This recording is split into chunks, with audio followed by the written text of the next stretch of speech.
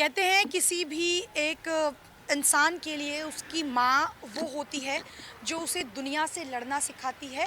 हर एक मुश्किल घड़ी में माँ उसके साथ खड़ी रहती है। लेकिन कई लोग ऐसे भी हैं दुनिया में आ, जिनकी माँ ही उनके खिलाफ खड़ी हो जाती हैं, जिनकी माँ उनको अंधकार में छोड़ देती हैं और ऐसी परिस्थिति में माँ उनकी हेल्प नहीं करती है। आज ऐसी ही एक महिला मेरे साथ मौजूद हैं, जिनका नाम शायद मैं आपको नहीं बताऊं, लेकिन उनकी क्या स्थिति है। और वो 9 महीने प्रेग्नेंट हैं और इस 9 महीने की प्रेगनेंसी में वो दर दर की ठोकरें खा रही हैं और अपने लिए हक की लड़ाई लड़ रही हैं। क्या कुछ हुआ था इनके साथ, शुरुआत से सब कुछ हम इनसे ही जानेंगे। शादी से लेकर अब तक क्या कुछ हुआ आपके साथ। कहा जाता है माँ जहाँ साथ देती है, आपकी माँ तो आपके ही खिलाफ खड़ी हो गई है। मैम, मैं ये कहना चाह रही हूँ कि शादी के पहले तो मुझे रखा, सब कुछ किया, पाला पोसा, 9 महीना पेट में रखा अपने। उसके बाद भी अपनी बेटी को उन्होंने साथ नहीं दिया। जब मेरे साथ कुलदीप सेंगर ने रेप किया, जब तो मेरे साथ थी, फैमिली भी साथ थी, मेरे चाचा भी साथ थे, मेरी माँ भी साथ थी, सब कोई साथ था। क्योंकि उस टाइम में नाबालिग थी। नाबालिग में जो भी सरकार की तरफ से आर्थिक सहायता मिली थी, सारा पैसा मेरे चाचा ने मेरी माँ के खाते में करवा दिया।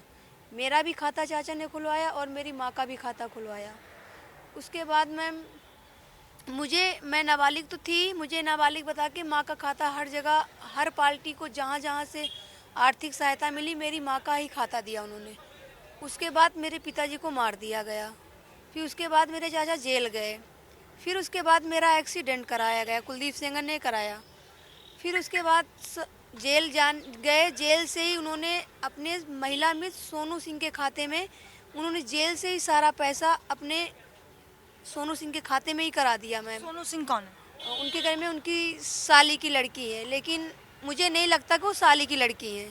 साली की लड़की तो एक तरफ से साली की लड़की है, लेकिन मेरे चाचा ने उनको, जब से चाचा की शादी हुई तब से वो चाचा के साथ ही रह रही। और उस लड़की की भी शादी हो गई है, लेकिन उस लड़की ने डिवोर्स करके मेरे चाचा के बच्चे को देख रही हैं और चाचा के बच्चे के सहारे वहाँ रहती हैं। हमें नहीं लगता कि वो उनकी साली की बेटी लगती हैं। अच्छा, लेकिन आपकी माँ का क्या भूमिका रही आपके माँ की, क्योंकि चाचा का नाम आपने बार बार लिया। माँ की क्या भूमिका रही इसमें? क्या आपकी माँ ने आपकी कोई आर्थिक मदद नहीं की? मैम, माँ की ये थी, माँ अनशिक्षित थी। मैं थोड़ा पढ़ी लिखी थी, मुझे इतना समझ था कि ऐसा ना हो, लेकिन मैं बराबर शादी पहले से ही मेरी पैसों की लड़ाई होती चली है। क्योंकि मुझे जो आर्थिक सहायता मिली, मेरा पैसा कहाँ गया, यहाँ से पैसा मिले। मुझे कुछ लोगों ने गांव से बताया, जहाँ मेरा निवास है उन्नाव से, कि तुम्हें इतना इतना आर्थिक सहायता, तुम लड़ाई लड़ोगी, तुम अपनी लड़ाई जीतोगी, हारोगी नहीं। लेकिन जब मेरे पास पैसा नहीं तो मैं इस लड़ाई को कैसे लड़ूँ। मेरे पिताजी के दुश्मन सारे बेल पे बाहर हैं, कुलदीप सेंगर जेल में, उनकी भी अपील हाई कोर्ट में चल रही है। मैं 9 महीने की प्रेग्नेंट हूँ, मैं बराबर पैरोकारी कर रही हूँ, मोमेंट रोज कर रही हूँ। मुझे बहुत दिक्कत होती आने जाने में, फिर भी हम पैरोकारी कर रहे हैं। शादी कब हुई थी आपकी? शादी मैम, मेरा रिलेशन तो नवंबर में हुआ था, मैं आना जाना नवंबर में हुआ मेरे हस्बैंड का, हम, लेकिन शादी हमने 2023 में किया है। उसके बाद मेरी माँ और मेरी माँ की बेटी एक मुस्कान सिंह है, उसने मेरे पति को बहुत टॉर्चर किया।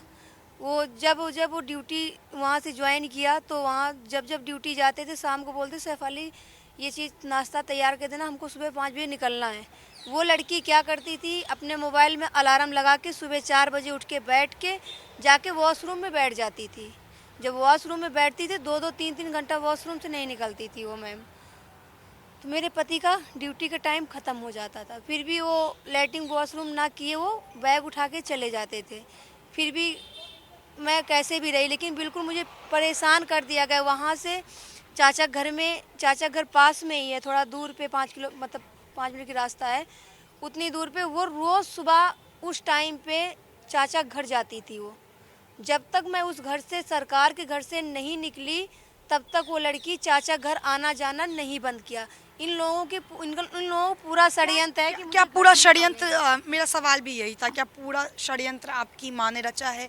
क्या जो खाते में आपके पैसे आए थे, जैसे कि आपने बताया है, वो पैसे कहाँ हैं? वो आपकी माँ के पास हैं या आपके पास हैं? माँ के पास पहले चाचा ने पैसे कराए, उसके बाद अपने मेरी माँ के खाते से उन्नाव बैंक में खाता खुला था। उन्नाव बैंक से जब मेरा एक्सीडेंट 2019 में 28 जुलाई को हुआ था, उसके बाद में उन्होंने सारा पैसा उन्नाव से अपने महिला मित्र सोनू सिंह के खाते में करा दिया, ताकि वो सारा 62 लाख।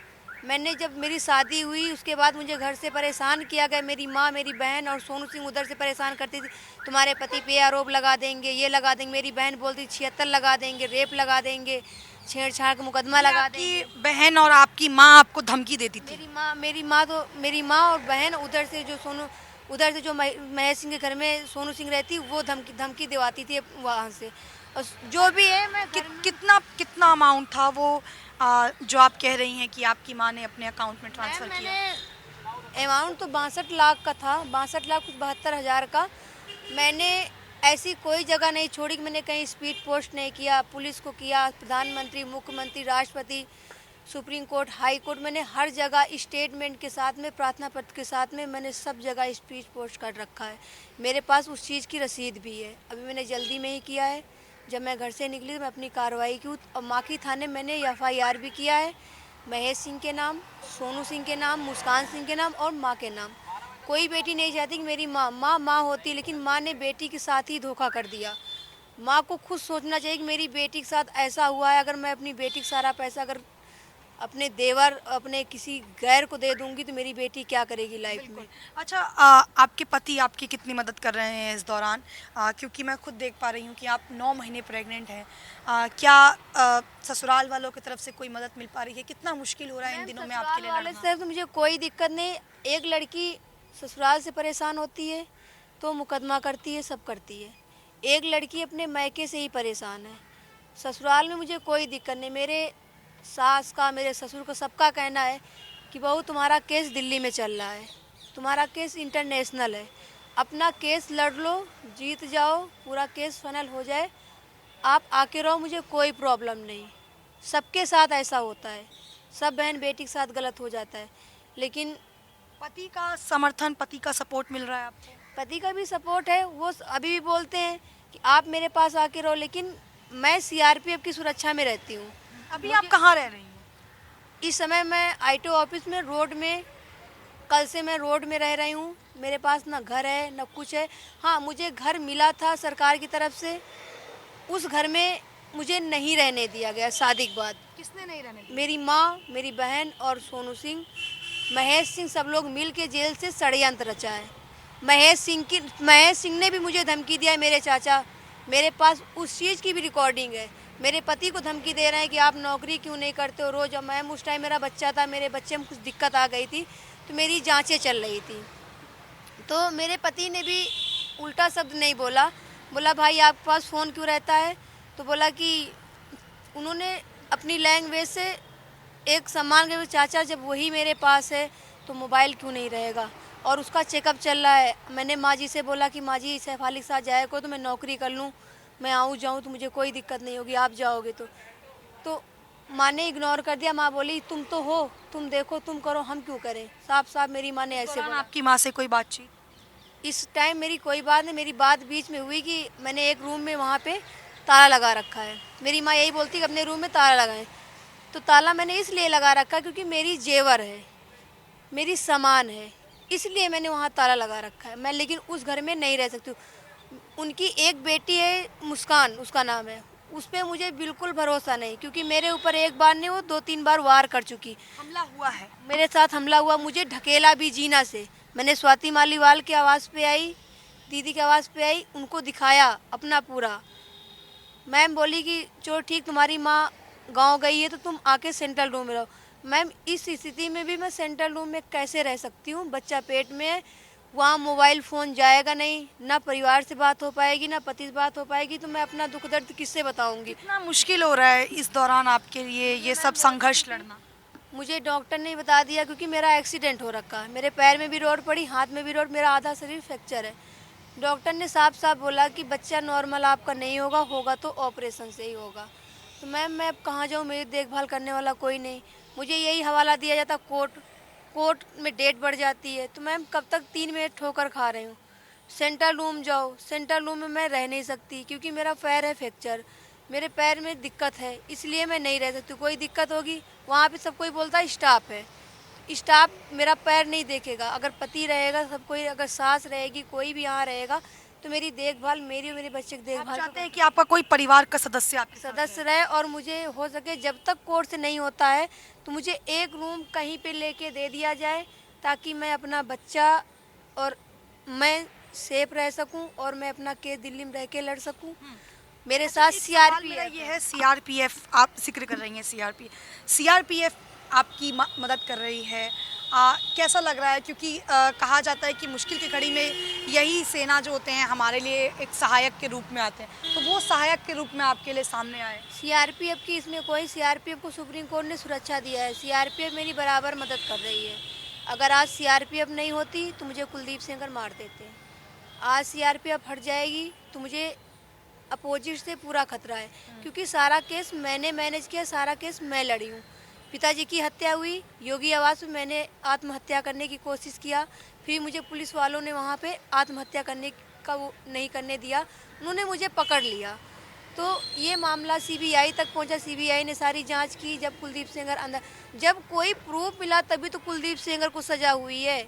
सब कोई बोलता ये लड़ाई आप कब तक लड़ेंगी? और एक सवाल आखिरी ये है कि सरकार से क्या कुछ कहना चाहेंगे? बस सरकार से मेरी यही उम्मीद है, मेरा हाथ जोड़ के यही रिक्वेस्ट है प्रधानमंत्री से, मुख्यमंत्री योगी जी से कि मैं 3 महीने दर्द की ठोकरें खा रही हूँ, मुझे ऐसा करा दिया जाए जैसे मेरे साथ एक्सीडेंट हुआ, परिवार को यहाँ ला के रखा गया हमारे साथ में देखभाल, नाबालिग की देखभाल के लिए, तो वैसे मुझे कर दिया जाए ताकि मैं सीआरपीएफ के साथ में रह सकूं और मेरा पति ड्यूटी करके मुझे जिला खिला सके। क्योंकि उसने साफ बोल दिया कि हम आपको जिला खिला सकते हैं, पहना उड़ा सकते हैं, बच्चे की परवरिश कर सकते हैं, आपके कर सकते हैं, बट मैं केस में एक भी रुपए नहीं दूंगा। तो मैं केस लड़ूँ, मैं केस का पैसा कहाँ से लाऊंगी? परिवार ने तो रख लिया, वो पैसा अगर मेरा दिला दिया जाएगा तो मुझे उसी में मैं अपना केस भी मैनेज करूंगी और अपनी लड़ाई भी लड़ूंगी। बिल्कुल।